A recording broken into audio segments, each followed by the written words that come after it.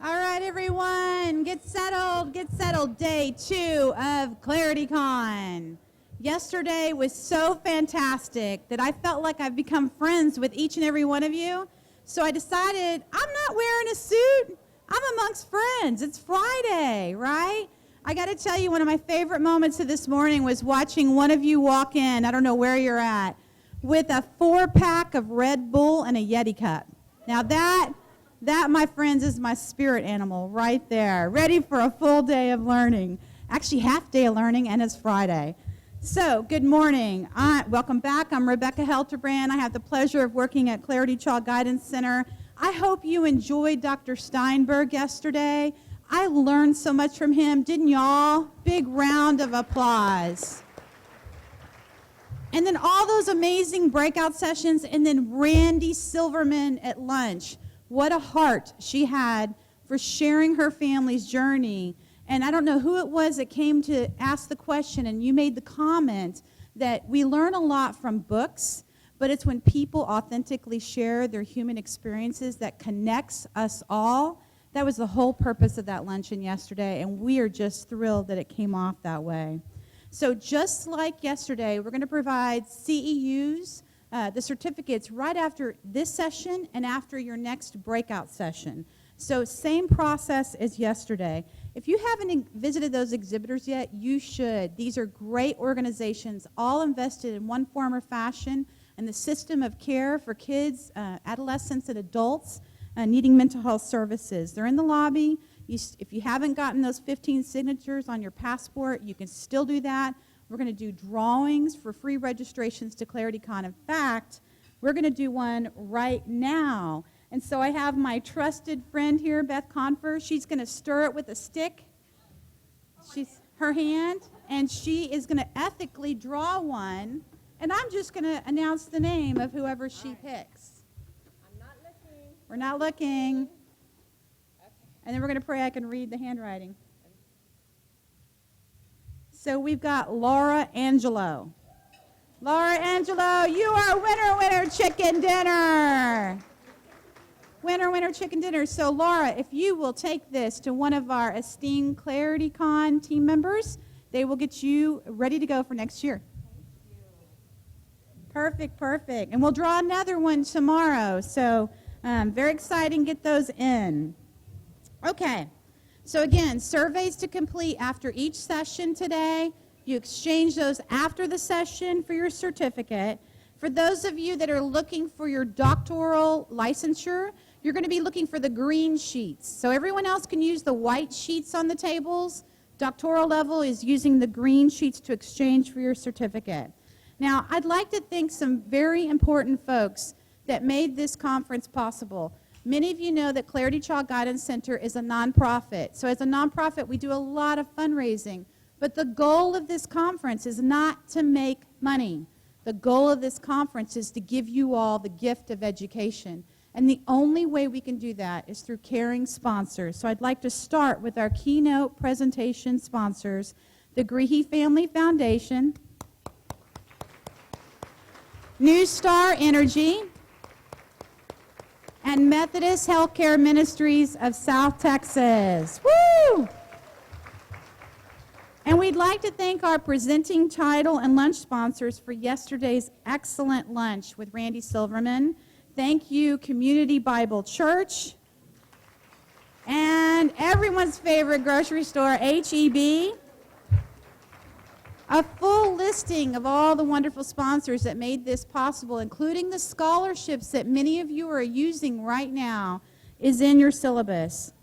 And now, I'd like to introduce this morning's keynote speaker, Dr. Dan Matthews. Dr. Matthews is the Corporate Director of Neuropsychiatric Services at Neurobehavioral Systems, the division of Universal Health Services, Inc. He obtained his medical degree from the University of Texas Medical Branch in Galveston.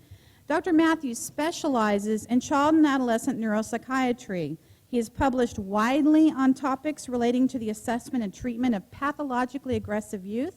He served on the faculty at the Duke University School of Medicine, where he was the consultant to state programs under the Willie M. federal class action suit treating adolescents who exhibited violent behavior. His research into specialized assessments and medical stabilization of pathological aggression has led to his procedures becoming a standard of care nationwide. Dr. Matthews has been medical director of several neuropsychiatric facilities in Texas and has consulted on the development of other programs nationally. He provides supervision and training for the neuropsychiatric programs at the Meridell Achievement Center in Austin and continues to do research on the effective treatment of brain disorders in children and adolescents. He regularly lectures on topics in pediatric neuropsychiatry for clinical professionals. Please join me in welcoming Dr. Dan Matthews.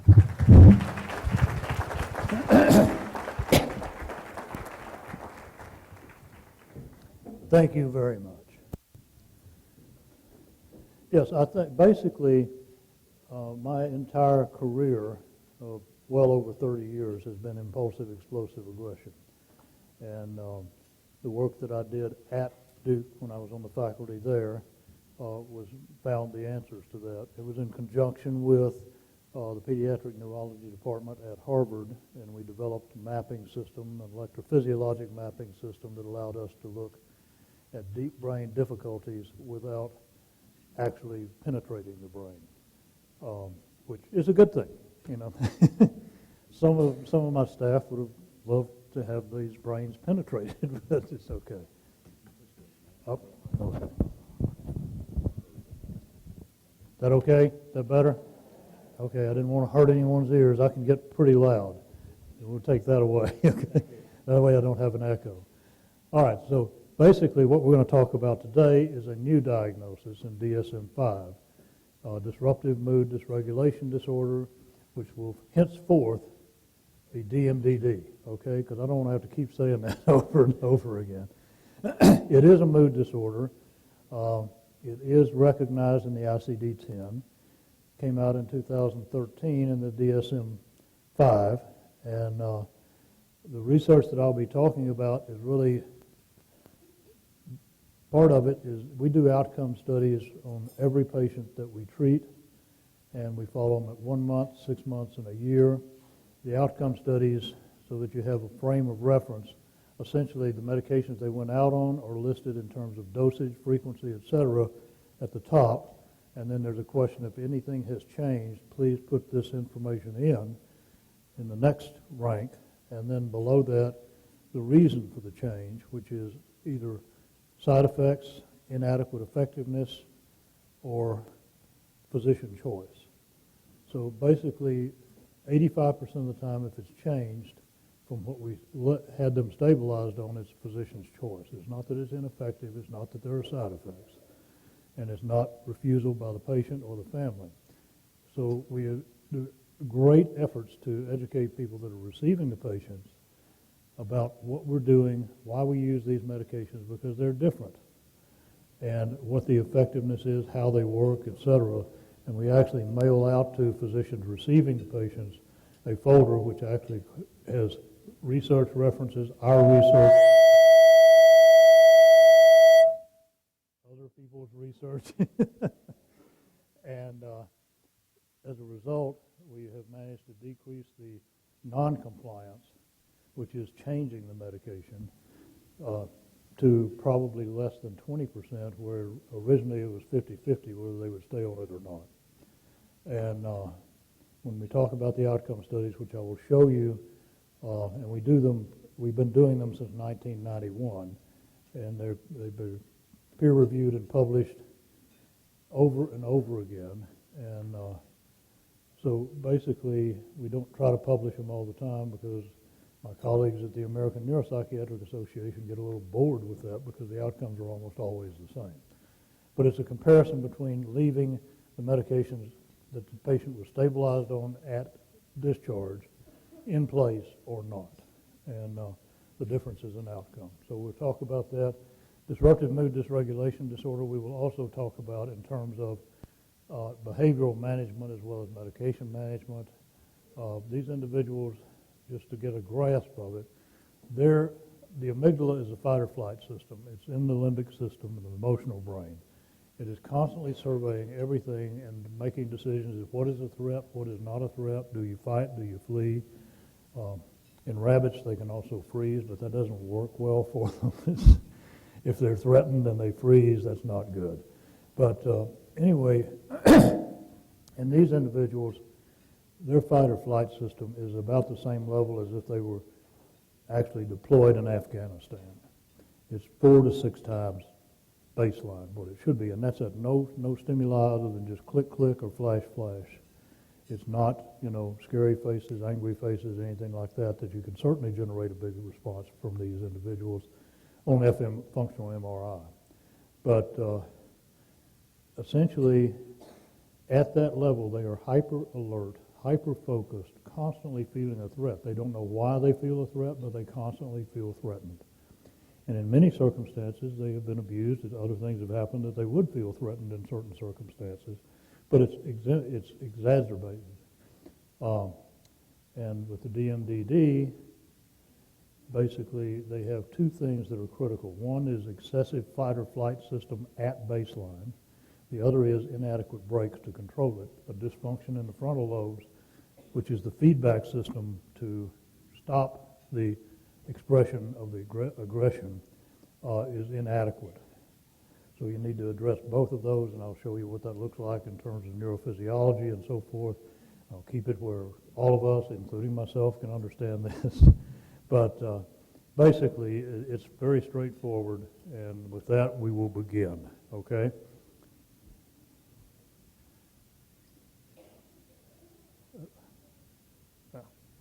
Not turned on. And this occurs where? We're saving battery, okay?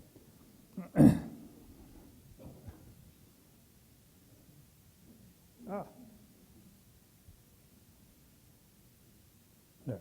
Thank you. That is the contact information. It's on, all the slides are there. I noticed when things were going through, all of my slides will also be on Clarity's website.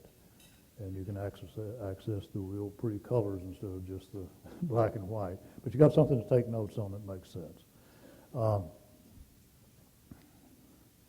I have to, as a physician, indicate medication usage disclaimer.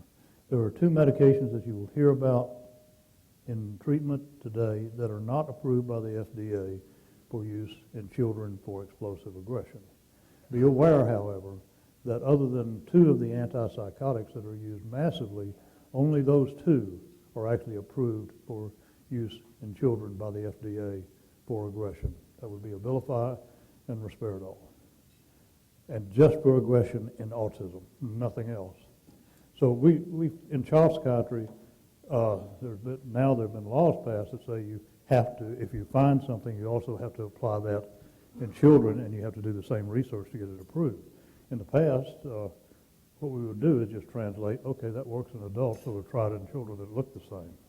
So there's not good research. There's getting to be more and more good research, but right now there's not that much replicated research on different medications in children that seem to work in adults. So everything is off-label, basically, with the exception of a couple of things. There are, after all, at least 20 second-generation antipsychotics, so 10% of those are approved for aggression. All 20 are being used for it. So, and I will reveal the names of these 2 secret things shortly. But they are the key to our success.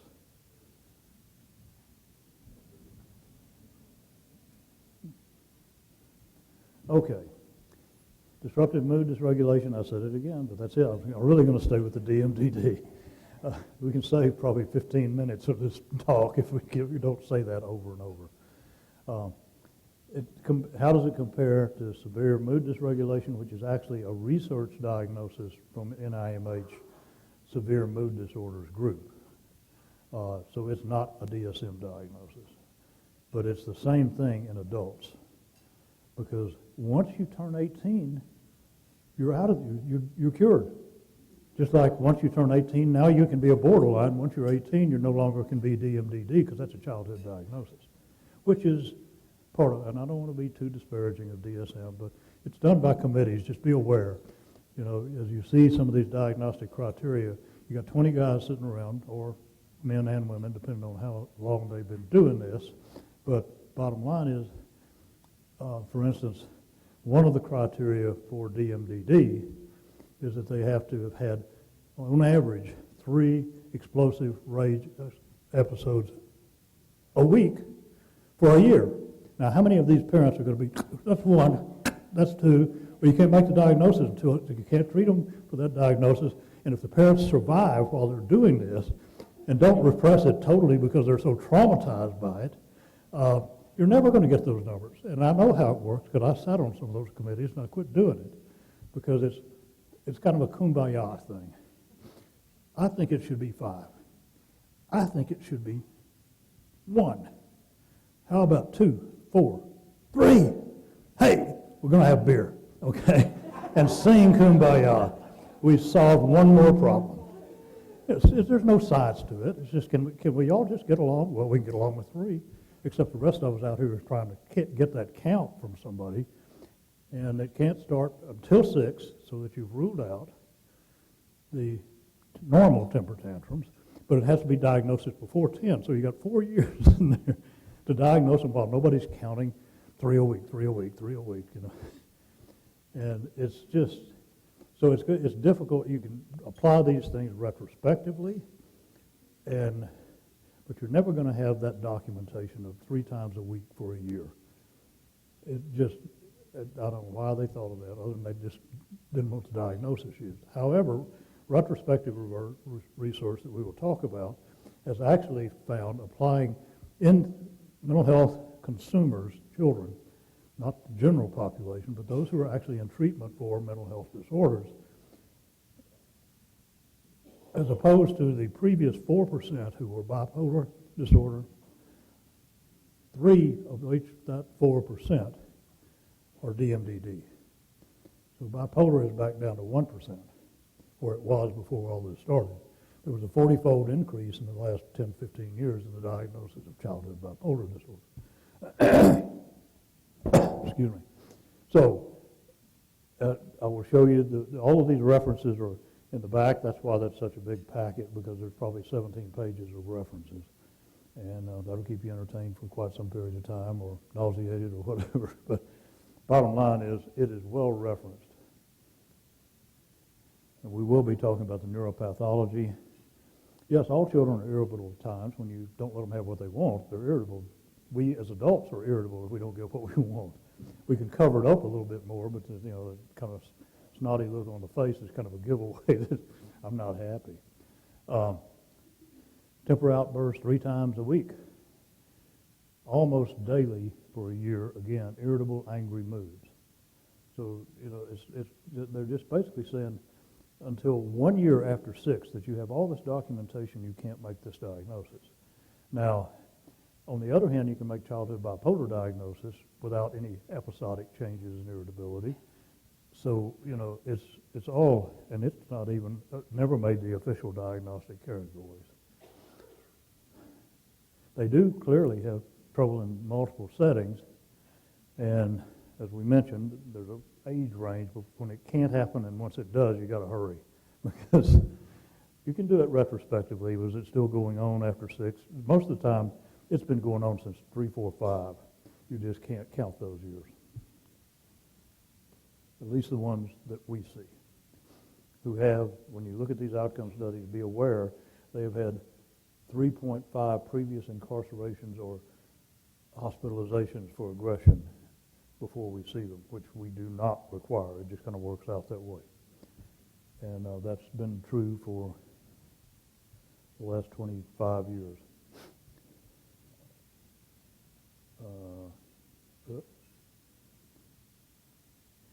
Briefly, designed to replace the broad-spectrum childhood bipolar disorder.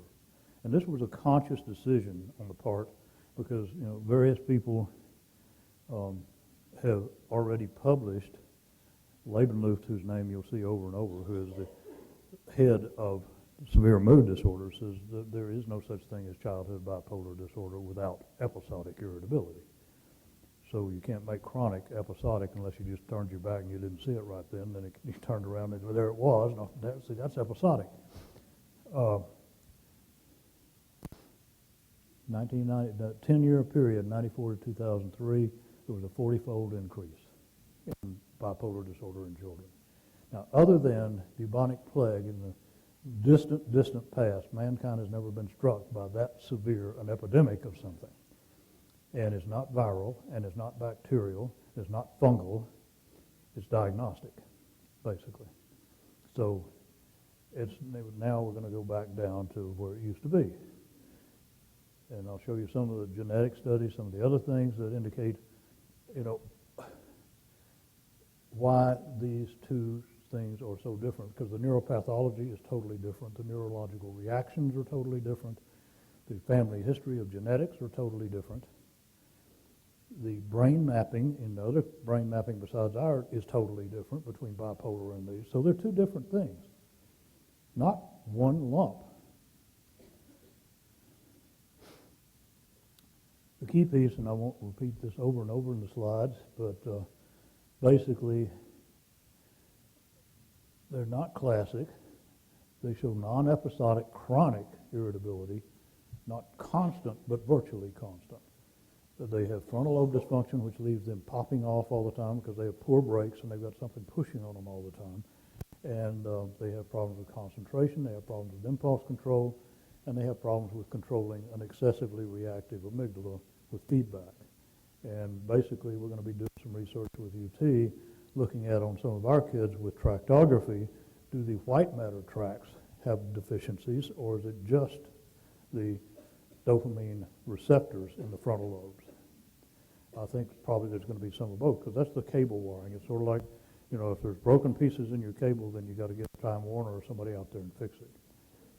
If you change the stimulation coming through there, it actually will increase in size again.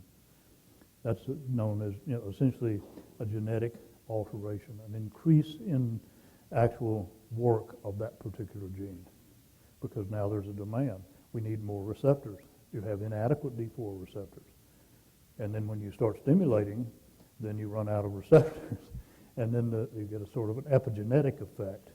Just like when you stimulate children who have been deprived, if you give them positive stimulatory input, you get changes in the genetic expression. It's not like it's there permanently.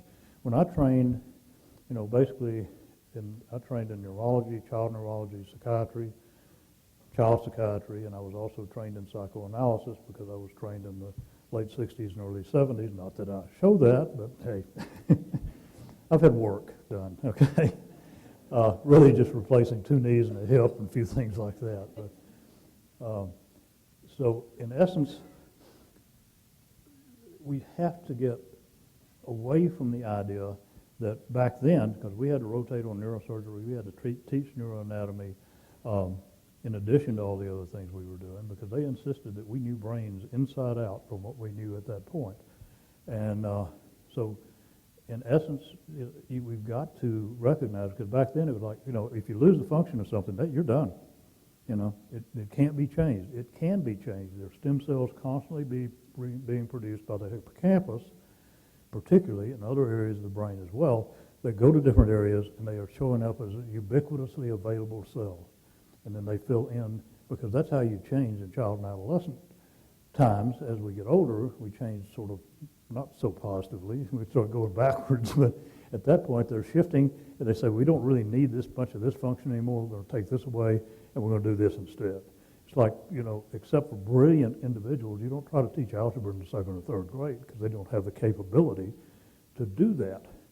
It's always held until they get into puberty, and then they start changing into more frontal lobe function. And of course, as you know, males' frontal lobes are a bit slow in comparison. But we do catch up kind of somewhere in the mid-20s. So basically, all of these things are malleable now.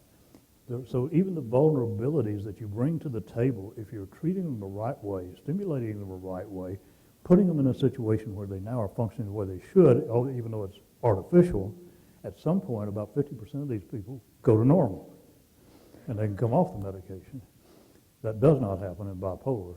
And I'll show you the statistics, but basically, virtually none of these children in long-term follow-up, now that they've re-diagnosed them this way and then looked at where they are all the way up to adolescence and adulthood, particularly in Sweden and other places where they got everybody's medical records. They can retrospectively look and go forward and do whatever. And they've done some fantastic studies, but they basically say they don't become bipolar. So, which is good because that's chronic incurable like type 1 diabetes. At this point, it's incurable. So it's a mix of genetics that's different than the mix of genetics in these individuals. 1.2, I think is correct. We'll see it in a minute. 1.2% of these individuals have bipolar parents versus 30% of true bipolar children. So all the genetics are different. Everything is different.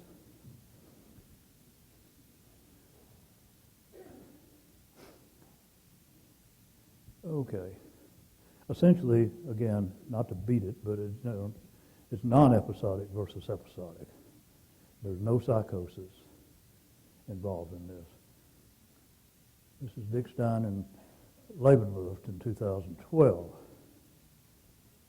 Let me go back a notch. No, we haven't gotten to, okay. Yeah, essentially, that's the adult version of the same thing. And they did research, and they showed that antipsychotics are not helpful for this severe mood dysregulation other than sedating them.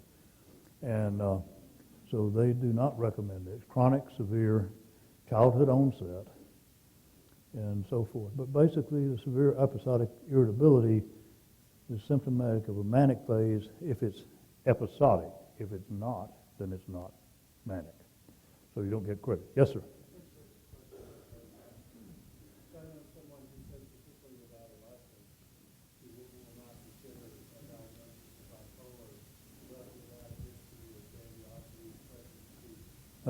Just so everybody can hear, because I'm screaming. So. I'm sorry. I was just saying. Yeah, we're going to do this routinely. We will do Q&A in the last 15 minutes. But okay, I'm sorry. That's fine. Go ahead. I was just thinking, a supervisor I had one time said that he wouldn't diagnose bipolar disorder in kids, particularly adolescents, if there's not a history of pressured speech and grandiosity. Mm-hmm. Would you? Yeah. Well, it depends on it's in the eye of the beholder.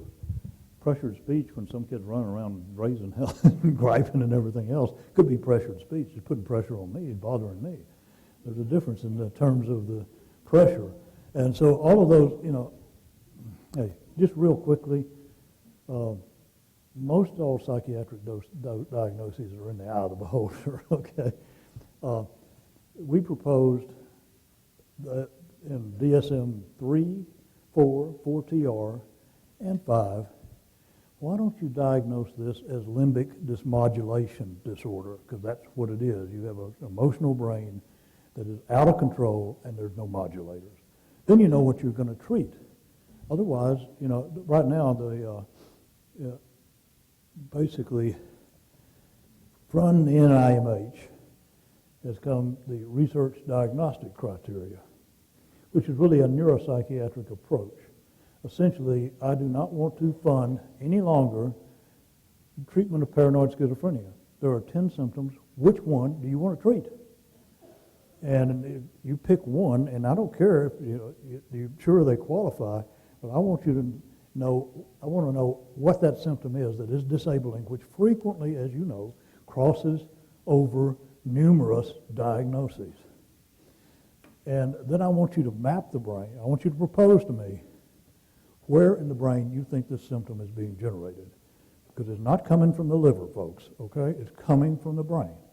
So let's then look at that. We've got excellent mapping of all kinds to look at all these things. We can look down to, neurons connecting at this point and see if that's dysfunctional. I don't care if it shows up on MRI as a lesion or what. Generally, there's no lesion. There's nothing that we find even with 4 Tesla MRIs. And just think about 1 Tesla that's the strength of the magnetic field.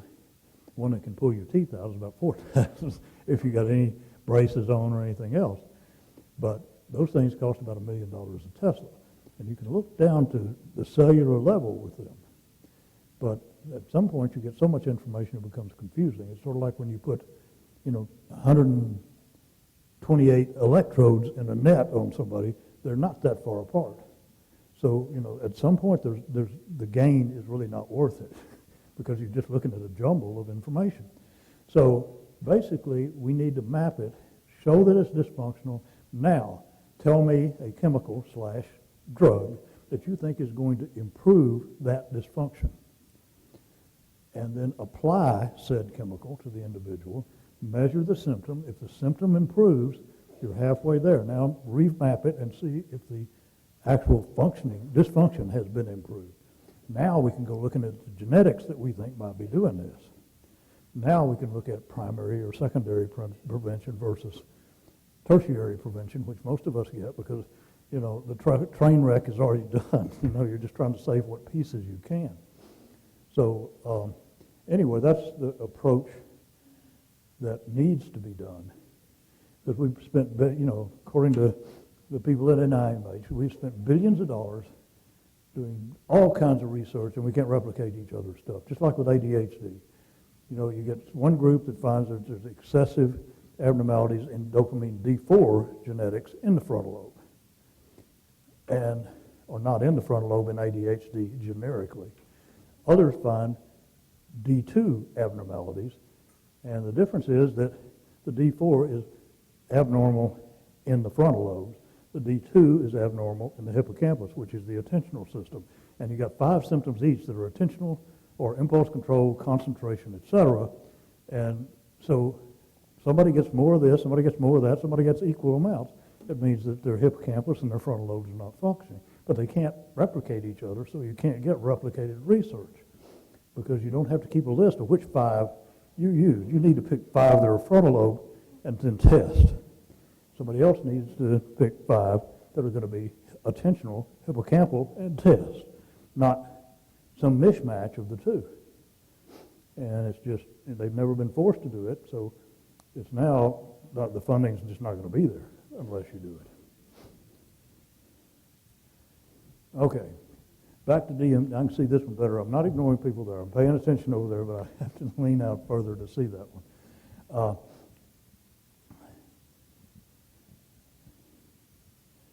Basically, that just speaks for itself, essentially. Epidemiologic, this is Copeland. The other studies that I'm talking about also you'll hear about, Doherty. Essentially, they found anywhere from 3% of the mental health treatment population, not the whole population, but 3% of those in treatment, and they were in outpatient treatment in various, multiple areas. And what they found was, at least 3% met DMD criteria retrospectively. I'm pretty sure they probably ignored the one-year thing, but I didn't ask them because I've done retrospective research, and that's what you're going to see here. Although we're doing prospective now because we get the kids that they've been doing this 3 times a week for a year. Even if parents can't remember it, they just remember that it seems like forever, and it never has stopped, except when they're sort of stoned. So basically, this Doherty found 8.2%, so it's somewhere between 3 and 8.2, and he was really just looking at 6-year-old children who were chronically irritable and explosive. So my guess is it's 3 to 4% of the population. And we got, just as an aside, we do some outpatient stuff, but most of it's inpatient. And basically we would do outpatient mapping and make recommendations if they don't need inpatient. But the bottom line is that we get calls here the last year or so when the DMDD really got rolling, that they went to one or another academic center with their bipolar child that's 7 or 8 or 9 years old, and they said, and has been under treatment with antipsychotics, et cetera, since age 4 or 5. And basically they were told, no, your child is not bipolar. Your child has DMDD. Thank God. What do we treat it with? We don't know. What does that mean? Do you just take them out and shoot them or what?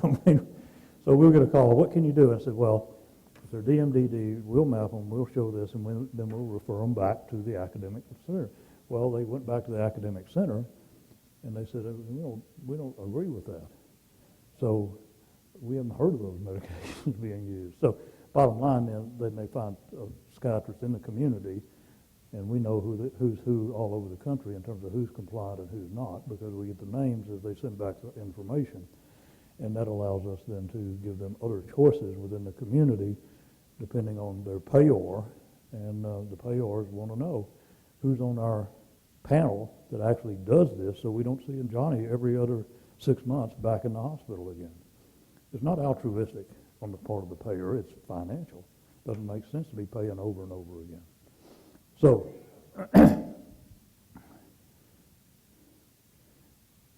basically, probably to an extent they end up with depressive disorders as they followed them in excuse me, late adolescence or early adulthood, but they do not become bipolar. They don't become bipolar. And they also, 85% have comorbid ADHD, shock and awe, right? Part of that is because their frontal lobes don't function, but also they have dysfunction within the hippocampus as well.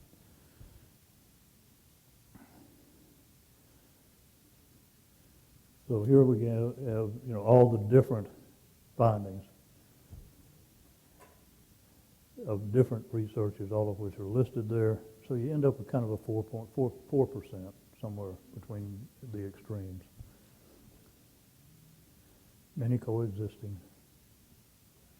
There's the criteria. And basically they meet those. Beyond provocation, not consistent with age, developmental age 6+, onset before age 10, never elevated mood or grandiosity. Well, that's again in the eye of the beholder, Well, I saw them. They were happy. They must have been insane. Their life is miserable. I mean, now they need an antipsychotic because they've gone crazy, okay? Because nobody wants to be around them. It's just, they can't control themselves. It's not want, it can't. And the schools and everybody else think everything's volitional. They'd probably tell people, if you just quit having grand mal seizures, life would be a lot better for you, This is a seizure equivalent, basically, within the limbic system. When it goes, and they're not there anymore. All they're trying to do is survive, because they know that you're going to kill them if they don't. Really, you're not, but that is what their mindset is. Mood chronically irritable, angry, negative. Sounds like some people I know. Anyway, it's like, hey, don't worry, be happy. Go to Colorado. The happy stuff there right away. By the way, marijuana or cannabinoids are good for limbic dysfunction. They smooth it out. But the thing is that chronically using it, it blocks the development of stem cells in the hippocampus. So the rest of the brain is not getting that in the hippocampus now, instead of being, the hippocampus is Greek for seahorse, and it looks like a fat little happy seahorse. I'll show you a picture in a minute. It now looks like when you come out from the aquarium and you want to get a souvenir seahorse, it's a dried up little thing, and if you drop it, it breaks. That's the changes. It actually shrinks over time. That's memory filing problems, that's attention problems, So it's not, Neuropathology and others at, the drug area of NIMH, or coming out with all the research that's been there, that chronic use of this stuff is not a good idea. And what we've got now, because if we look back when some of us might have imbibed in that, in the 60s and 70s, what we got now is 10 times more effective, 10 times more powerful, between the growing and then the concentration, the other kinds of things. At least 10 times what you may have been exposed to 20 or 30 years ago. And that's just going to make it that much quicker. I know I went to UT, and then the medical school, UT Medical School down in Galveston. And I was a jock when I was at UT. And so I go, when I was in medical school, I'd come back, and you go on the drag, and some of the same people are there that you were in school with. And you come back 10 years later, and they're still there. And how's it going? A couple more classes and I'll be done. And basically, their parents are just keeping them there so they don't come back into town and embarrass the hell out of them. There's nothing going on there whatsoever. You remember when? Oh, when? No, what? Hey, whoa. How's those classes going? Well for you? Yeah. As far as I know, it seems okay. So the reunions were kind of strange sometimes. It's kind of like bumper cars. Boom, boom, boom, boom. Yeah. Who are you? I don't know. So basically, those criteria are stringent, to say the least, and they've been stretched beyond rationality, quite honestly. I think partly because they were just dipping a toe in to see if an alligator would jump up and get them because they were challenging bipolar disorder. Think about the number of publications of treatment of childhood bipolar disorder that have underpinned numerous academic advancement, et cetera, et cetera. It's a scary place to go. A lot of powerful people that way up here, and they're experts in childhood bipolar. Some of them have now become experts, last time I talked to them, in intractable childhood depression. And they don't talk about bipolar anymore, which I thought was intriguing. Probably they can empathize with intractable depression because, never mind. I'm going to get myself in trouble, which I frequently do. So,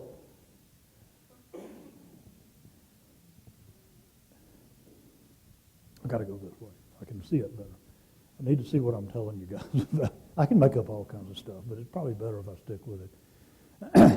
We were some of the first ones to look at it. What's the genetics of something that we, at that point, just called intermittent explosive disorder.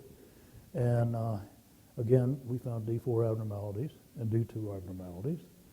And so we proceeded then to address the D4 abnormalities with amantadine hydrochloride. And then once we could stabilize the amygdala with the mood-stabilizing anticonvulsant, all of this will be revealed before the day is over, the actual names generically, because they're all generic. Then we could put in a stimulant and stimulate the hippocampus to attend better, and we treated all three of the problems. If you put the stimulant in first, they just become more explosive, sort of like taking somebody to a disco with strobe lights when they've got a poorly controlled grand mal. They're going to look different on the dance floor pretty quickly. These kids, they got ADHD, but they can't have stimulants because it makes them irritable and explosive.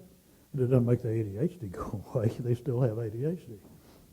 So, and you'll see the Fisher-Matthews name over and over again. Genetic disorder to an extent, yes. Sometimes you need also additional, hypoxia, drugs and alcohol in pregnancy, which is fetal alcohol spectrum now. And amantadine works wonderfully for that because it's a frontal lobe dysfunction. Difficult birth, malnutrition, abuse, all of the above. They can all be there. Lots of people, probably 25-30% of our population is adopted. And people who impulsively become pregnant or impregnate, because it's a joint venture, then have significant drug problems, don't have any prenatal care, et cetera, et cetera. And, we've had parents come in, adopted from a Russian orphanage. The mother was a college student, and the father was a mid-level professor at the university. Right. And so this child, it's been a while, nobody's adopted them, so they've been laying in a crib for a year and a half with sensory deprivation, flip them over, it's kind of like spatula.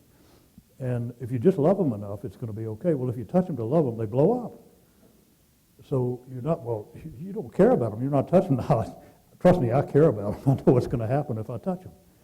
And so over time, it's sort of a con job, really, that many adoptive agencies, they're reaching out all over the place. Chinese children are excellent, particularly Chinese girls, because they're just not wanted. They can't stay there. They got to go somewhere. So they don't have that same deprivation, intoxication kind of background.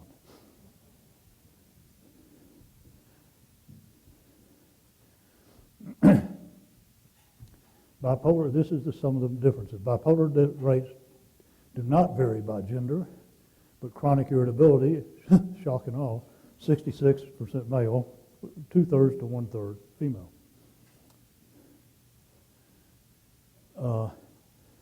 Distinct gender-based disorder. Parents of bipolar kid, 33% are likely to be bipolar 1 or 2, both. I mean, one or the other of them.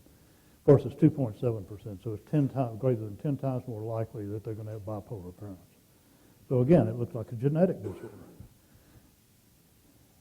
Gene mapping will help, but it's getting better and better, but it's also, all of these disorders are not like Huntington's, where it's one gene, one disorder. It's a dominant, oh God, one gene, one disorder. It's going to be multiple genes interacting for the good or the bad, one way or the other, brought into the mix, which could never happen with a straight-A college student and a college professor reproducing. There's got to be good genes across the board, not, because that's not who was reproducing. There's no established treatment strategies. Bipolar medications may not be needed. We've demonstrated that in some of the research that you'll see in there. Selection of medications management is difficult, no matter who says it. Kovach, us, others, Surma, Ceballos. It's hard. It ain't easy. But it becomes very easy when you find what works and what doesn't impair other functions. Step 1, do no harm. That's what medicine talks about. Medication, parent therapy, psychotherapy, all of which are good, but without medication, it's going to markedly decrease the benefit that they get from any kind of other therapies, whether it's behavior therapy or anything, because they can't behave. And they only see it as a threatening process. And it's kind of like if you have a learning disorder in math, we're doing good. In grade school, you're stupid because you can't do their math. And so you feel stupid. By the time you hit middle school, you don't do their stupid math. You're now salvaging what ego you have left, and their math is stupid, not you. And then you become diagnosed, which is not really, should never be a psychiatric diagnosis. Oppositional defiant disorder. I ain't going to do your math. Oh, well, you have oppositional defiant disorder. That'll be 20 days in the brig. That'll fix that, because nobody else knows. There's no medication that fixes it. What fixes it is taking care of the underlying disability that they're trying to protect. You're telling them, count to 10. They can't get past 3. It's a great plan for anger management, but they don't have the capability. It's sort of like walking in the room and everybody's sitting in a chair, and then everybody stands up and one person doesn't. And you say, why didn't you stand up? Because I'm in a damn wheelchair. Is it not obvious to you that I can't without assistance? So basically, you got to look at it that way. Everybody, my view is that everybody wants to be successful. Everybody wants to do well. If they haven't, they give up on it. Then, in adolescence, then they may switch over and decide to just be, all I've been is bad, so I'm just going to be good at being bad. But they're not good at that either, because they've got too many brain dysfunctions, no impulse control. They can't lay in wait and lurk on somebody. They just, snatch something and run or whatever in front of the cop, So the gangs don't like them unless they need them for a distraction down the other corner while they're going to do what they planned and organized to do. So they can't be success in a career of crime nor in a career of doing well. They can't do those things. They ain't got any skills that will do it. But the skills can come if you make the brain now available to do it. But they're going to be behind because everybody else is making the developmental steps as they go. And these kids have been stumbling and falling off the road and so forth for years. So it takes time and it takes patience, but you can see it happen. We can see it happen at a rapid pace in the inpatient setting when we have them, because we're doing all of these things when we know they can do it. And they suddenly find out they can. They're not great at it, but they find out they can, and then they really invest in it. Otherwise, they invest in, I ain't going to do it because I'm going to be embarrassed. The principal's office, why did you, Johnny, you knew what was going to happen when you did that, right? Yeah. Why did you do it? I don't know. Well, if you got no brakes and you got the impulse, then it's already in action. Then it's, oh God, I've done it again. After a while, you start blaming everybody else. And to an extent, that's true, because you're expecting me to do something I can't do. But they don't know they can't do it. Well, they know they can't do it, but they don't know why they can't do it. So, and this Amon is not the same as Dan Amon. Okay, I know Dan, and this is a different Amon. Medication protocol.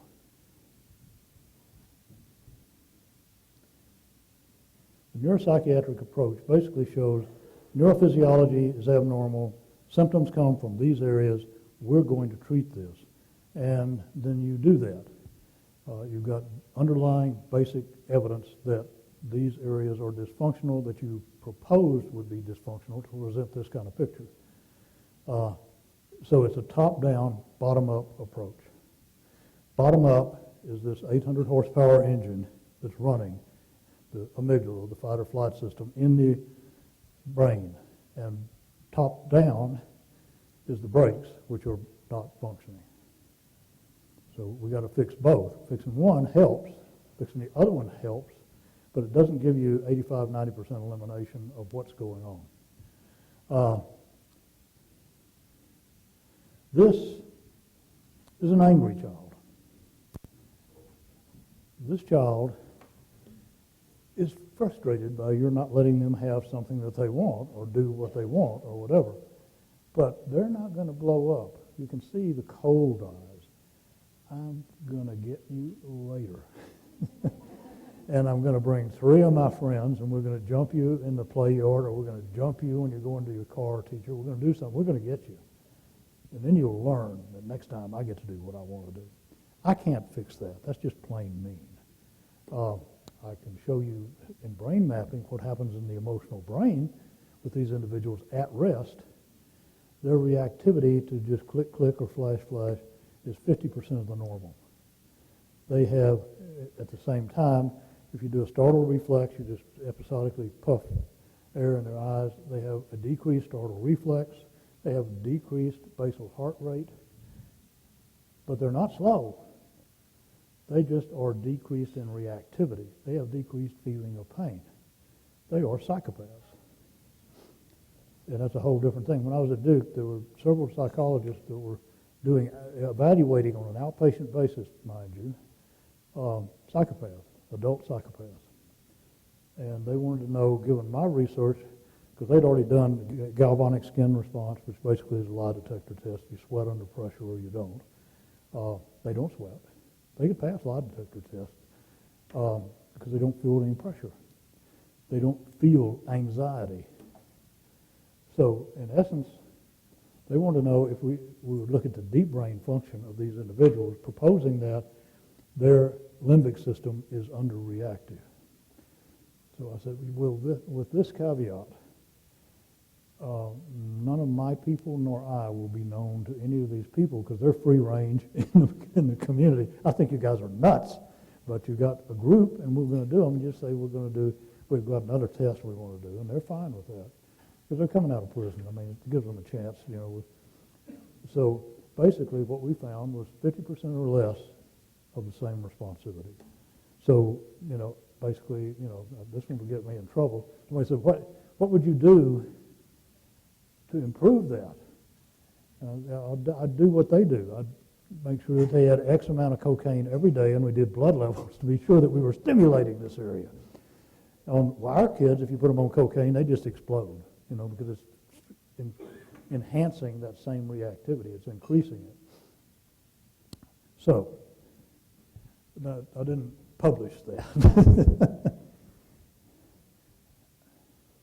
This is rage. This is a kid that you do not touch. This is a junkyard dog. He is protecting himself, his territory. The eyes are glazed. If you look at pictures of the dogs barking, they have the same pulled back, teeth showing. Cats do the same thing. They show teeth. They fluff up so they look bigger, et cetera, et cetera. They're trying to intimidate. If you touch them, if you move into their space, they're going to attack you. And they're basically, like I said, operating as if they're in Afghanistan. basically on deployment. Everything is dangerous. So their heightened alertness makes them more likely to go off at the least minor crossing of them. Okay, these are the incarceration. These are several different years, all of which have been peer-reviewed and published. Compliant, stayed on the medication. Non-compliant, somebody changed something. 1%, this is an incarceration, 1% versus 18%. Rehospitalization for aggression, 5% within 1 year versus 40%. So it's 58% versus 6%, 10 times as likely. The scary thing is, this is another year, subsequent to that year, 1 year post again, incarceration 0% versus 19%. You can't make this stuff up, guys. Okay, rehospitalization 6% versus 48, so 67% versus 6%. I've been seeing this for over 25 years.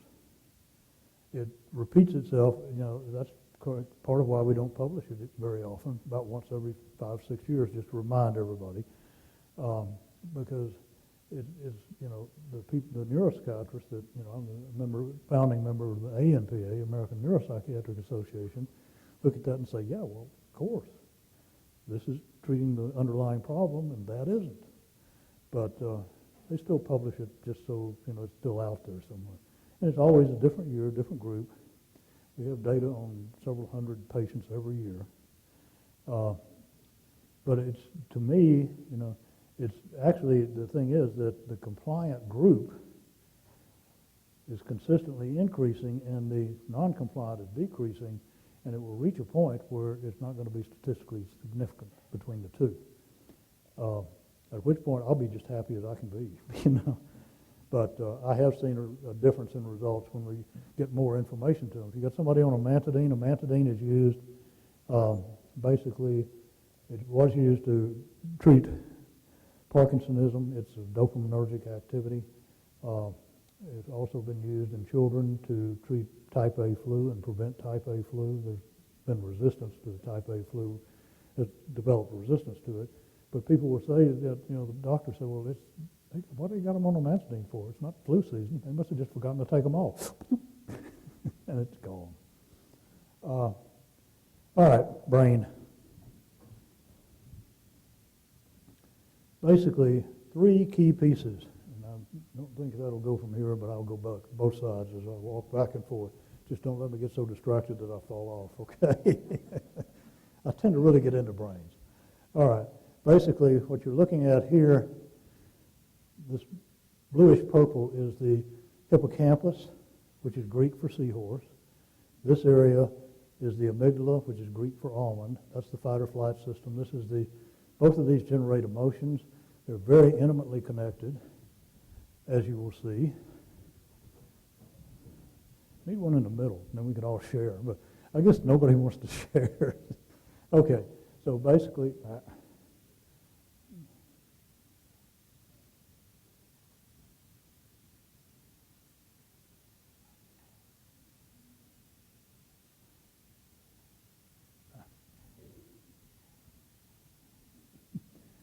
okay, yeah, it's going.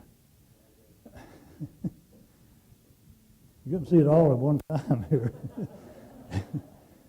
Actually, those are measured in milliseconds. I can't go that fast, but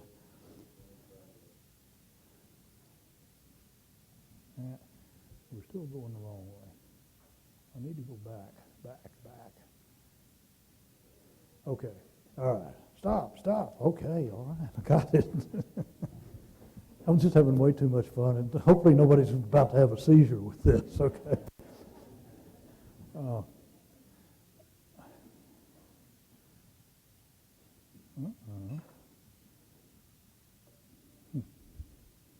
Must have worn out my battery. Okay. There. Oh, shit. Turn my back for just a minute and look at that. All right. Now, very carefully, Dan. There is the hippocampus and the amygdala, intimate connection between the two. This is the fight or flight system. It's constantly getting input from outside, inside. Something's not right. You need to do something. I don't know what it is, but you need to be ready to do something. Something's not right. Kind of like, you turn a corner when you're in the city and there's a battle going on. Something ain't right here. I need to be alert to this because there's snipers are here, something is here. You can just feel it sometimes. Sometimes you overfeel it and everything seems like probably I shouldn't be here, which is the real message that's being sent. What the hell are you doing here? People want to kill you, What are you thinking? Not. So then it goes, and I'll be right back over there. It all feeds into this system right here, which is the cingulate gyrus. The back end of this is just conveying it. When you get right in here at the bend, it starts trying to control the intensity of what's being sent forward. Oftentimes to no avail, but it's trying. If it's working normally, it's going to begin to damp that response so that it comes down to here, and then at this point it's sent into the orbitofrontal, which is right above the eyes, and this is the final braking system. Stop. I know that someone provoked you, but we need to check out this situation. So I'll show you the same pieces over here. At least I said I would. I'm afraid to put it down because it's there. Essentially, we're now moving into the cingulate gyrus here, which is primitive gray cells, gray matter. And then it drops down to here. The controls start at this. This is known as the knee of the corpus callosum, the connections between both hemispheres. So its knee is genuous, so it's subgenual. So you can get all these terms right, okay? So it's turning the corner, and it's fixing to drop off this package that it's sort of muted down to some extent into this area, which is the orbitofrontal. In terms of my psychoanalytic training, the limbic system is the id, particularly the hippocampus and the amygdala. And then the transmitter is there, and when you get to the orbitofrontal, it's the superego. It's sort of like the devil-angel argument. He said something that I need to kick his butt. Okay, I know you do. A man's got to do what a man's got to do, but let's see what the odds are. Just hold it there for a minute. And then it goes to Big Brother up here, the frontal area, and that is the ego. I trained so long ago that we had to call it ego and superego. Now, if I talk about ego now, people are going to be totally distracted. We had to be classical, though. So, in essence, this frontal area is now saying, okay, I'm getting information that you're really angry. And the information says that you've been provoked. Now I've scanned outside of here. And this guy's twice your size and has a baseball bat. Perchance, we should rethink our strategy. Okay, so he retreats from the field, goes and gets his brother, comes back with 2 baseball bats, and beats the hell out of the other guy.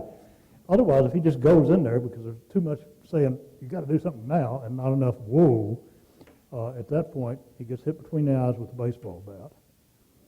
And when he regains consciousness, none of those brain pieces work better. It's not an improvement. And if he does it often enough, he gets chronic traumatic encephalopathy, and he really has no control. So what we find, this is, I had done just for me, this is the limbic system with everything carved out. Again, you guys get to be first this time. And we'll try to see if we can stay right here till we can get through with this.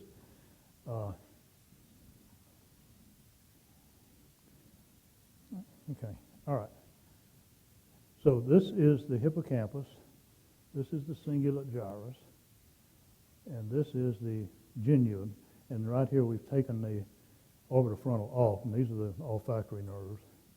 But basically, then this is the amygdala. And notice how intensely they're connected, and then they consistently connect back into this system all the way around. So this is being reinforced all the way through while it's trying to be controlled once it gets over here. So bear in mind that, just as an aside for functional purposes, again, the hippocampus, the amygdala, the posterior, medial, anterior subgenual cingulate, and pretty much this is classic. There is no orbitofrontal there, okay? There is in these individuals. You don't see it shrunken, you don't see anything else, it's just not working right. And so basically, just note the olfactory nerves. These bulbs are just right behind your nose. They gather all the scents and so forth. Note that they're directly connected to the amygdala first. This is why we snort cocaine instead of swallowing it, because it goes straight to the limbic system, which is where we're trying to get it to. It doesn't get wasted throughout the other 98 or 99% of the body fluids. But the problem is, if you do that, then you're going to stimulate an amygdala that's already fired up, and then you don't get to come back to the party next time because you beat everybody up, okay? Okay.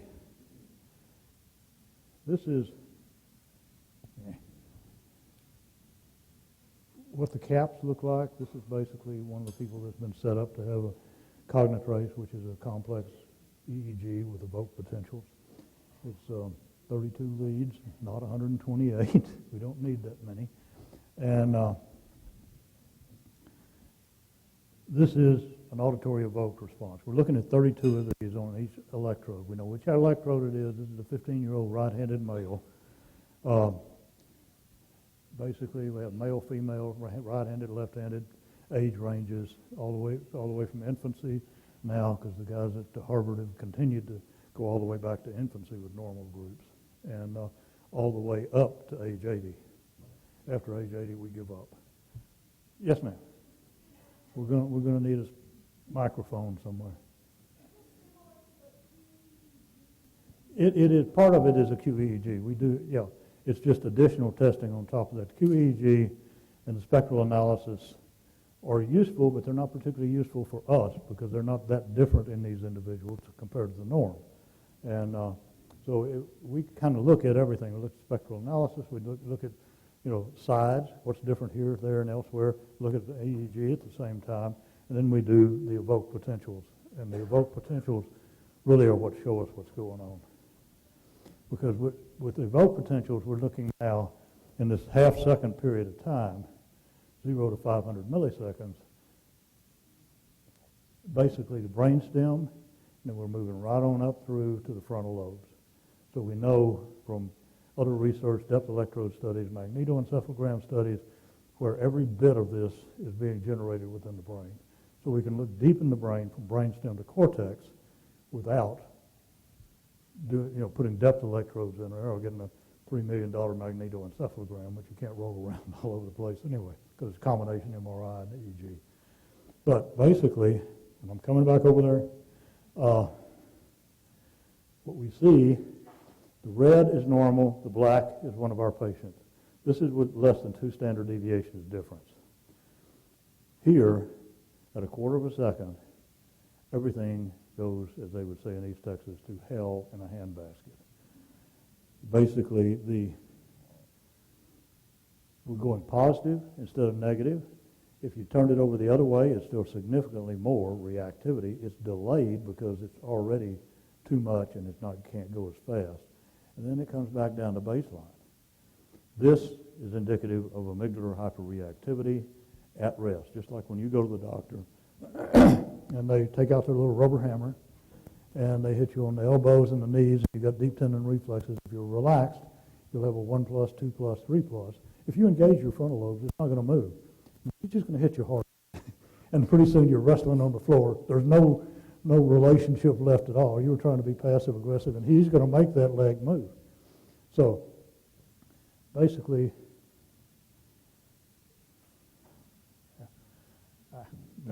too many things moving. Okay.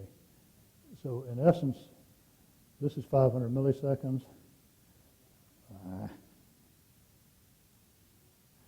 And this is normal, the red. The black is delayed, excessive, wrong direction. It's sort of like Mario, wrong way, all wrong. Nothing's right, all wrong. go back to go. And so this would be treated with the anticonvulsant. That's specifically the best one to do this out of many anticonvulsants. And this is soon to be revealed, okay? And so this would be episodic rage reactions. What we have here is, as opposed to at about 400 to 450 milliseconds, toward the end of the waveform, it goes to flat line because it's already in the frontal lobes, and you just say, you've heard 300 clicks. You're not going to pay any attention to it. You shut it down then.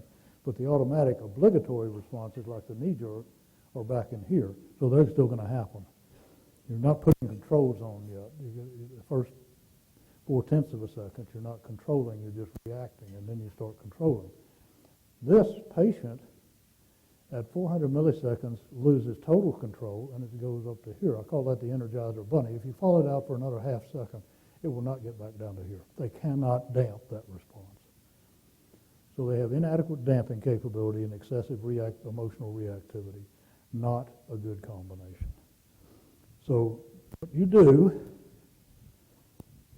is look at what are the functions here? How does it function? Now this is visual on a different patient, and this patient is going to only have one of the two problems. Basically, this is, because it's visual, it's a flash, it hits everywhere about 50 to 75 milliseconds quicker because it's going down the optic tract. So like late at night when everybody's not out on I-10, you can roll. The visual versus the auditory hits many more synapses. It's sort of like you're getting caught with a red light and a stop sign over on the access road. So it just takes longer to get there. It's more sensitive. This is more powerful. That's why we do both. So basically, this curve, the green curve, is normal. This is the patient. Massively excessive reactivity would be thought to occur here, but it occurs instead back here, about 50, 75 milliseconds earlier. So it's still coming out of the amygdala hippocampus system. So you've got a massively overreactive with a massive response going the other direction. And then when it gets into the frontal lobes, it flattens out. So the frontal lobes are working to control that. The issue is this individual would present not with chronic irritability or not as severe chronic irritability because they're able to hold it, but they're stressing that frontal lobe the whole time. So, but basically, the waveforms are the same. It's flat line after about 350 milliseconds. And so they've got control. It is stress, so there's going to be some irritability, but you're not going to see the impulsivity. You're not going to see problems with concentration because those are frontal lobe executive functions. And what you do see is episodic, more like intermittent explosive disorder. Eventually something triggers this individual and they go off. Road rage, whatever it is, it triggers them. And once it does, then it's Katie bar the door. They don't know what they're doing. They're beating the hell out. They're kicking somebody's car in, everything else. But they don't know this because when you're in fight or flight, that whole thing is set up because at least development, as mankind and everybody else developed, who came from the jungle, so to speak, you had to be alert to, any threat. You're either predator or you're prey. That's your life, and the thing is, you need to react to any threat immediately, because if you smell the leopard, and that's why those smell areas go straight to the amygdala, you need to run. If you're running the wrong way, turn around. If the leopard's that way, don't be looking around. Where is the leopard? Because by then he's got you. And then, to escape, you have to be able to beat him, which is not good because you don't have the claws and you don't have the fangs, but you will fight to the death because there's no other choice. And you can't go, I give up, so you don't feel pain. Your strength is quadrupled, at least, because the adrenaline is just pumping because basically you're going to die. And this is how they are at that point. That's all they're focused on is, and the more show of force you do, the worse it gets. Because they really are going to kill me. They hear the noise, they hear the banging, they hear all this. They really don't know exactly what's going on, but it's not good. And at some point, they'll hear somebody close enough and they'll attack them.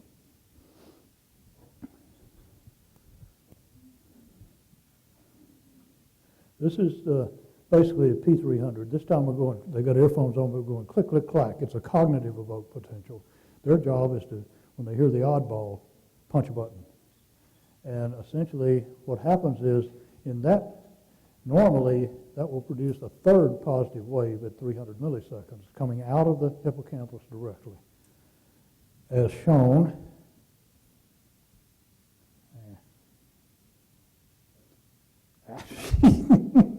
I can't point this thing down. There's no way I can point this thing down without everything going south. So I guess that's because I'm pointing it down, right? That's concrete, Dan. I understand. But you're also talking to yourself. I understand that too. But I'm having an excellent conversation, so what the hell, Okay, so basically this would be a normal P300 instead of, see, this is the P positive 1, positive 2 normally in an individual, but this is with a cognitive evoked versus the other. This is that, but now with the cognitive evoked, with the other thing, you're going to get a third wave, which would be abnormal without being in that circumstance, but we're invoking that by requiring them to cognitively attend to different frequent or infrequent oddball sounds. So this is, it's like 60 or so microvolts. You only need 5 microvolts to pass the test. So this guy is obviously way up on the SAT. So this, again, no, don't do that to me.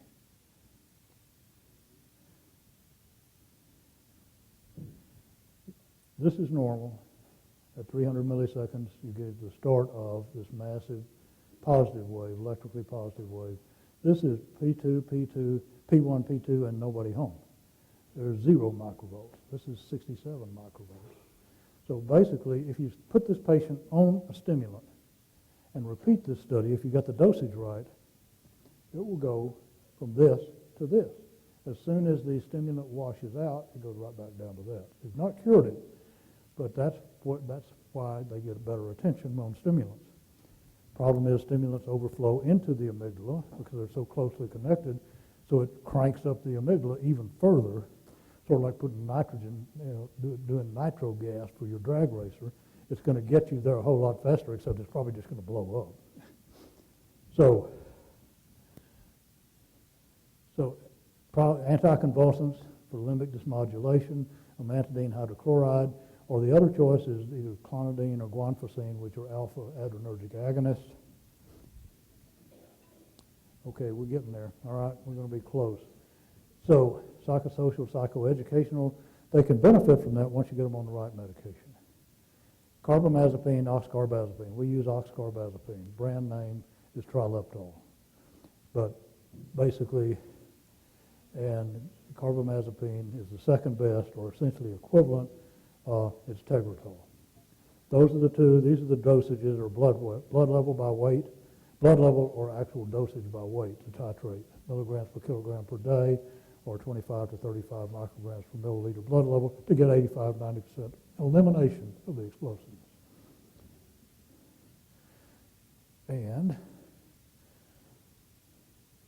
the abnormal P300, we use stimulants in the literature-based 0.2 to 0.3 for dextroamphetamine and 0.4 to 0.6 milligrams per kilogram per dose 3 times a day, because if you put them on the long-acting and you haven't got the other where it needs to be, they're going to be raging 24 hours. We live with them, folks. We don't want that. We know what's going to happen. If you get it to these levels, if you get to the levels that we're talking about, then you can put it in there and they work and they don't blow up. Frontal lobe dysfunction, guanfacine or clonidine, both of which decrease norepinephrine or adrenaline flow to the frontal lobes because there's not enough brakes, so it's sort of like putting a brick under the accelerator when you really need to fix the brakes. And amantadine hydrochloride, which works by increasing dopamine activity at the D4 receptor specifically with minimal impact on the other receptors. There's 6 other receptors. And at the same time, it's an excellent agonist for dopamine D4, and it's a moderate antagonist for NMDA glutamate. Glutamate is stimulatory frontally. And for whatever reason, most of this comes out of the head injury literature. When people had frontal lobe head injury, then after that, the glutamate cells disrupt, and they spread glutamate to the next cells, and then it kills them, and they disrupt. So you get a glutamate cascade, so you're doing continual damage beyond the first original damage. So that's why they put the amantadine in, is to stop the glutamate cascade. So basically, it's stimulatory. It went up when the dopamine went down. It's just backwards from what the brain should do. The brain is not always smart. It's big and it's complex, but it's not really that smart sometimes. But anyway, it should have gone down. So the dosage is for the amantadine is 50 to 200 milligrams per dose twice a day, 6 to 8 hours apart. Doesn't last that long. Give it first, just like you and I need coffee in the morning before we attempt our ADLs, and everybody comes in. What are we going to do? You need to get the car. You need to just let me awaken people. Okay, these kids wake up with scrambled brains, and so the first thing you do is many times the parents will wake them up 30, 45 minutes ahead of time, give them the amantadine, and then let them go back to sleep, and then wake them up 45 minutes later, and you've got a whole different animal. It works that quickly. And then you can give the other medications, and they can, do their ADLs, and they can brush their teeth. They're not ripping their clothes. They got, no sock on one foot, but shoe on the other one, and wandering out the door. So basically, that's it for medication. This again is the angry kid. This is the explosive kid. And like I said, all the contact information is in there. You can contact me at any time, and I'll be happy to talk with you about whatever. When you get one of these kids, you see the rage, stop the verbal de-escalation. They don't know who you are anymore. You may be their mother, their father, their therapist for the last 8 years. They have no idea who this is. So whatever it is, it's a threat, and they're going to attack it if it gets any closer. No talk, remove the others, allow the rage, if it's safe, to occur. It will dekindle faster that way. Rage face, slowly, very slowly back away. If they follow you, threaten, curse, throw things, whatever, just keep moving back. You're not going to take them down by yourself, even if it's a 5 or 6-year-old. You're not going to do it. Not without getting hurt and them getting hurt.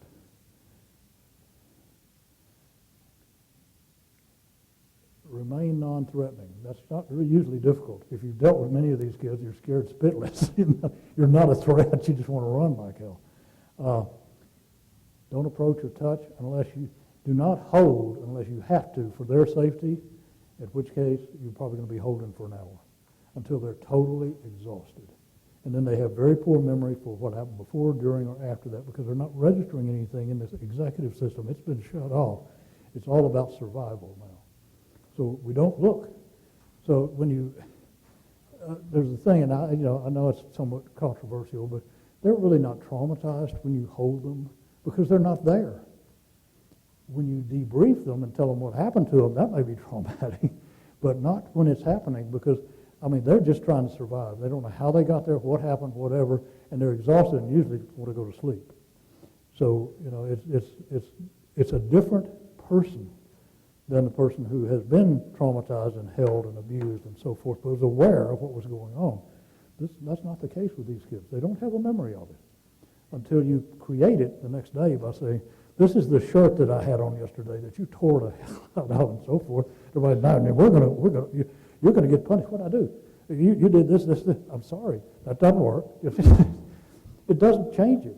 It punishes them for something that they had no control over. Again, just to reiterate, do not try to de-escalate by reasoning with an individual who is becoming irrational. If your significant other or whatever is really ticked off at you about something, of course that's never happened to me, but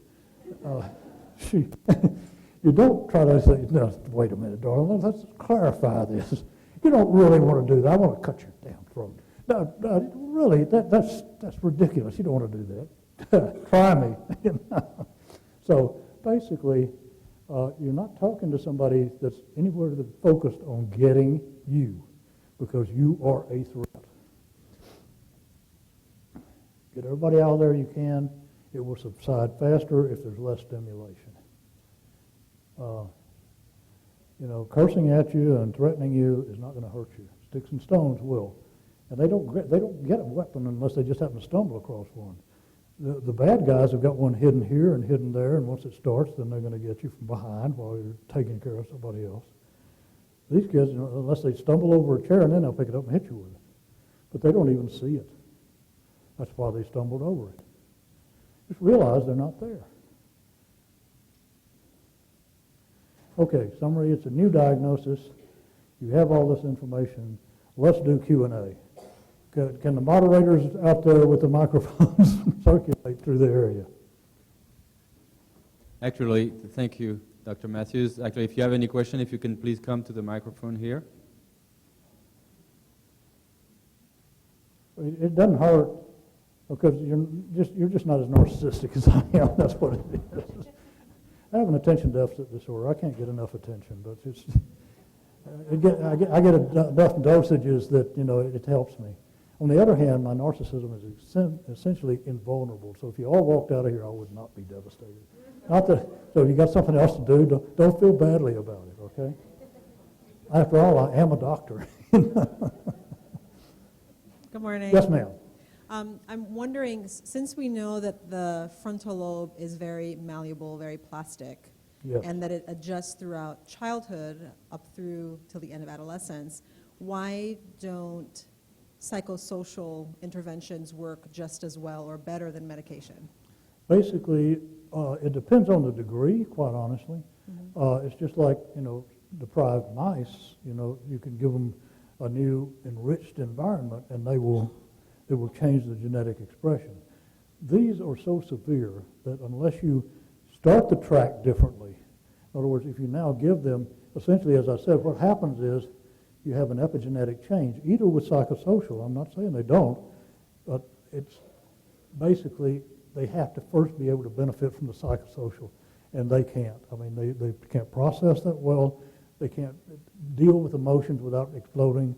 Just think of your borderline as the same thing. The same areas are dysfunctional in the borderline personality disorder and respond to the same medication. The hyperirritability, the explosive emotionality, the mistrust, they have some changes in terms of other brain areas, in terms of body image, et cetera. The right parietal is one of those because that's how you project your own self-image out into the environment and see it back. And the insula is right next to that. And the insula is the housing of disgust.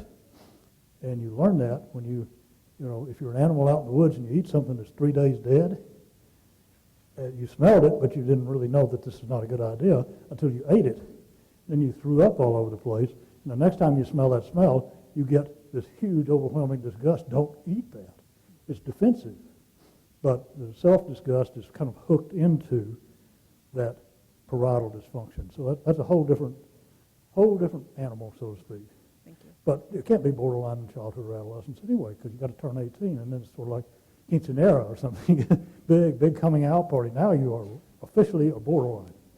Thank you, everybody. You've just been something else before that. But if you put the medication in, and then you are stimulating those receptors specifically, then that creates a demand for more receptors.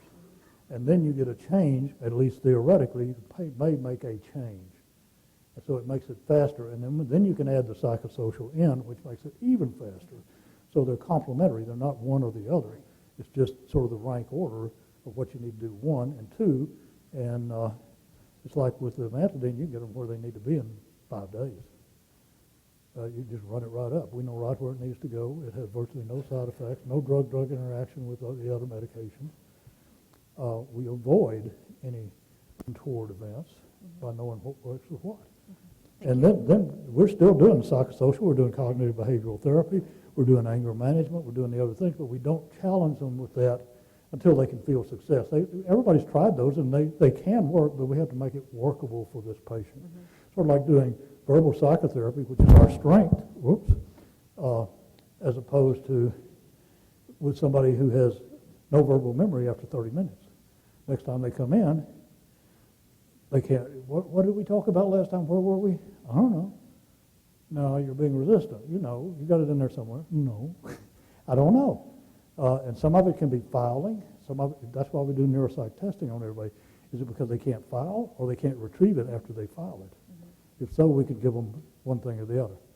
Okay? Thank you. So excellent question, but they work in concert. Save you a lot of frustration, okay? I know you do that well, but you know, you got to have somebody that can play nice in the sandbox, so to speak. Yes, sir. So I think I have a similar question. It's about for clinical folks who are seeing a lot of kids. If we think about a continuum and kids who are outliers compared to the normal population, and then kids that are sort of normal, what are some ways to differentiate when kids who are maybe on the boundary of what you're talking about, and do you treat them differently? I mean, how do you know if you're dealing with these kids you're talking about, and what do you do with kids that are kind of on the boundary of that? Yeah, basically, you probably are best off, if anyone's considering putting them on an antipsychotic to get better control, you're better off going this direction. There is there's research in molecular psychiatry that these guys were brilliant, and they had the idea that, they had identified 67 different genes that were active in the brain. And they knew what areas in which they were active in terms of their expression. So they took rats and gave them the equivalent dosage, milligram per kilogram of quetiapine, that would have been given to a paranoid schizophrenic adult. And then they looked at the changes in gene expression, because they know where each one of these genes is expressed. And what they were looking at is if the quetiapine changes expression up or down, and we can tie down this change is happening in this area because we already know that, then we can target our treatment better.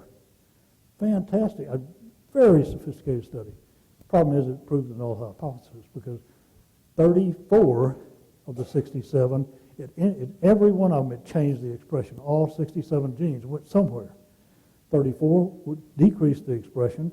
33, it increased the expression. So it was just random.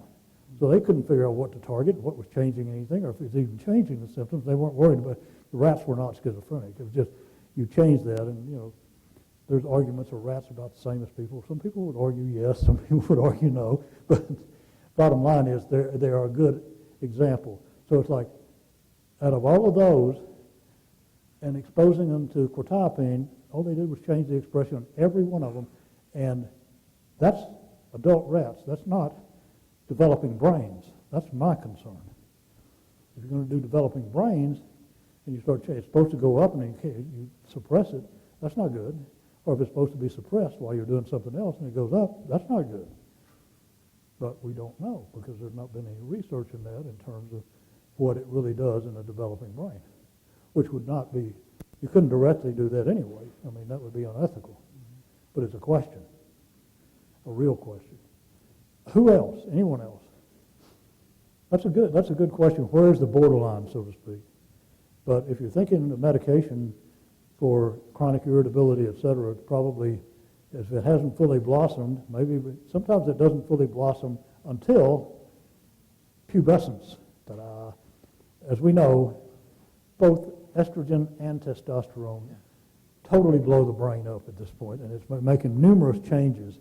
And so all the wires are loose. So it's sort of like if you're having your house totally rewired, and you come in and it's already late, best not to throw the switch anywhere until you've checked with the electrician, is it safe? Because hopefully he's shut down all the other connections, but maybe not. So basically, they've got a lot of loose wires up there, and they've got changes happening in expression, all kinds of things going on, and as a result of that, that may be the point at which that's the straw that breaks the camel's back. They were kind of irritable and so forth before, but all of a sudden they became more explosive. And one of the first things I ask people when they call is, are they prepubescent? Well, yeah, they've grown some hair and they've done this, that, and the other. I said, there you go.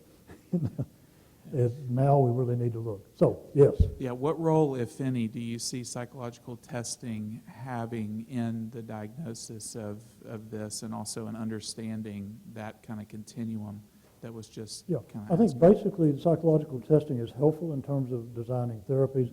Basically what we do is neuropsychological testing, because we're worried about neurocognitive deficits that frequently accompany these problems, some of which you can pick up, with the standard intellectual testing, the other, grade testing, the vendor, et cetera.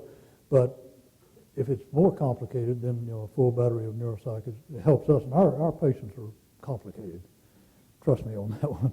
But when you're in the fringe, then you need to know, okay, for instance, if we're going to do verbal psychotherapy, how do we reinforce that if they actually don't have very good verbal memory? Now, once you get them stabilized on the medication, it will progressively get better, but they also haven't exercised it, so they need to know, okay, well, how do I store this? And, of course, first you need to be able to, we tell our people all the time, if you're talking to them, give them directions one step at a time, and then have them repeat it to you and come back. That's retarded. No, it's not retarded. It's sort of like, over and over the family will say, okay, now that you're on your medicine and all that, I want you to now start taking responsibility. I want you to take your plate, take it into the kitchen, scrape it off, or run it down the dishwasher, run it down to the disposal, and then I want you to put it in the dishwasher and close the door. And you go in, and the plate is in there on the kitchen counter. Nothing else has been done, and they're back. What did I? You don't do 3, 4 step kind of stuff. You walk them through it, ask them if they got it, and then you got it made. But even if they don't have the capability, even that's not going to compensate for it, really, with any consistency. So psychological testing will help you, among other things, sort of self-image and that kind of thing. Until we know it's damaged. If these kids frequently, when they're on the unit, and we get them stabilized and they're doing much better, of course, in the meantime, they're sort of surrounded by chaos. Everybody's at a different level. But then they start looking depressed, and somebody says, well, I think we need to put them on antidepressant. Number one, don't, because that stimulates the limbic system, and they're probably already on stimulants if they're really well stabilized. But number two, if you just now woke up and looked around, and you could see everybody kind of like this when they're around you. Nobody wants to be around you. There's this huge space that you can't cross because everybody's protecting themselves. It's kind of like, holy, my life is shit. And what am I going to do about it? And I don't have any skills, but now I know that whatever I did, I messed up all my relationships. My parents, my siblings, everybody else are terrified of me because you never know when he's going to go off, he or she.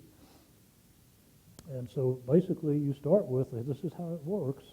And you don't, once they start getting success, nothing succeeds like success, like I said. That's the direction we want to be going. Not, school punishes. That'll take care of it. Not, never. They can't. When I was in school and I went to the principal's office, I corrected my behavior because I could. At least I was sneakier. I'm not sure how I would pan out on this test either, but one way or the other, I got it done. I'm sorry, mea culpa, et cetera, and I won't do it again, at least not where anybody can see me. And but these kids, it's just not within their capability. Anybody else? Okay, I'll be around for a while if you want to talk. And in the meantime, I know I've seen the schedule of this meeting. You're going to be moving along. Okay, enjoyed it. Thank you. Thank you. If everyone will please remain seated for a second, I have 2 very important announcements that affect your breakout sessions. So you're going to want to stay and hear this part. First of all, Dr. Matthews, what an amazing presentation. The bonus was how entertaining you are. I had no idea the humor that was about to hit this stage, so I think you can do a comic routine as well. So. Senior VPs at corporate. I was told by one of the senior VPs at corporate when I was having a lengthy conversation about the numerous failures of some of the people running some of the hospitals, but couched it in the same kind of terms. She said, you ought to do stand-up comedy. I said, I got enough to do, and that's black comedy because these people are not doing right. So we'd like to present you with this symbol, this pinwheel made by a child on our campus. The pinwheel is our symbol of hope and healing. And we definitely want you to have the spirit of the healing that you're providing to children. So thank you. Okay, important announcements. So first of all, last chance to go see your exhibitors. We'd like to thank the people right over here, Nowcast SA, your public television on the internet for live streaming yesterday and today. It'll also be available on their website. As we mentioned yesterday, we've had many amazing sponsors, and there are attendees here that are benefiting from those sponsorships because they're here on scholarship. So we'd like to really thank all the sponsors that really made this summit possible. We're going to be finished after today's breakout sessions, so I'd like to thank all of you for joining us. But very importantly, I have a whole cadre of people that volunteered either today, yesterday, or both days. If you volunteered and gave your time, please raise your hand. I'd like these people to be thanked for giving of their time. Now, the next group of people I need to thank are the people that I get the chance to work with every day. They inspire me. They work so hard to help heal young minds and hearts so that our direct care providers can do just that. So if you're a part of the ClarityCon team that imagined this conference and worked so hard for it and, set up and dragged boxes in and greeted you all as you came in and inspired some Red Bull this morning, please raise your hand. Please raise your hand. This is an amazing group of people. Thank you. And Gerard over here. Okay, so you're going to want to complete your surveys, hand them out after this session. You'll get your certificate. You'll go to the next one. Now, here's the two important announcements that you need to hear right now. The first is Mike Miller, who spoke yesterday, became ill. So he is not able to be here today. So he's one of your breakout sessions today. I can see the faces like, oh, I was going to that. So here's what we're going to do. We have free CEUs on our campus all the time. So what you want to do is go to claritycgc.org. We're going to have an obnoxious pop-up that asks for your email address. You can thank us for that. That obnoxious pop-up that asks for your email address will sign you up for our Clarity e-newsletter. So you will find out when we're having a free CEU on our campus where we're offering an ethics type presentation. So you're going to want to do that. So Mike Miller's session is canceled today, but he was here yesterday and completed that one. Because we've had that cancellation, we have moved Dr. Gatanko to a larger room. So there's now more availability to go see her presentation. She's now in the Magnolia room. So Mike Miller's canceled. Dr. Gatanko moved to Magnolia. Have a great, great ClarityCon breakout session, and thank you all.